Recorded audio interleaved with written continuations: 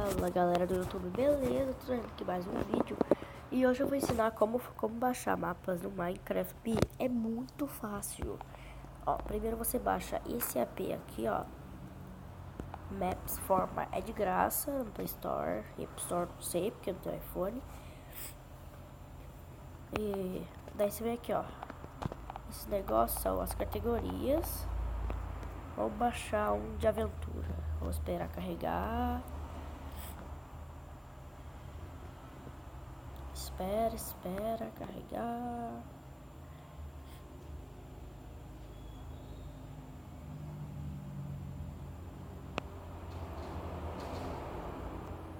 Aqui carregou finalmente, né? Porra, tava demorando, mano, na moral.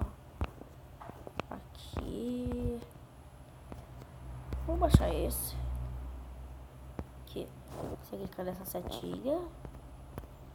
Aqui. Ih, bugou. Ah, não. Daí você põe install.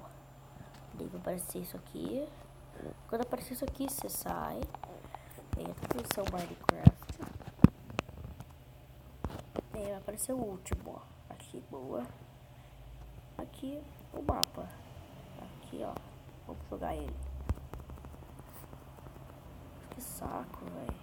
The red, purple, orange, blue. Eu vou pela maré. Olha, não tem nada, bosta. Que merda, viu?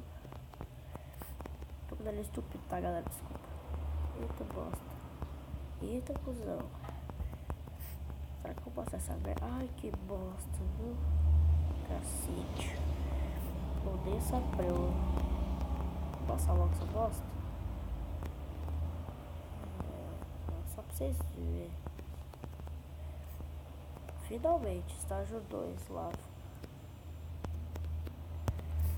Não! Ah, é, quando criativo. Ai, pô, essa merda. Estágio 2, The Base. Corra, não entendi. Mano, tá muito ruim gravar com ele estúpido, velho, na moral. Puta merda. Eu recomendo desafio de ouvido, viu? Puta, mano, que bosta. Acho que eu vou passar, só pra eu... Ah, passei! Puta que pariu.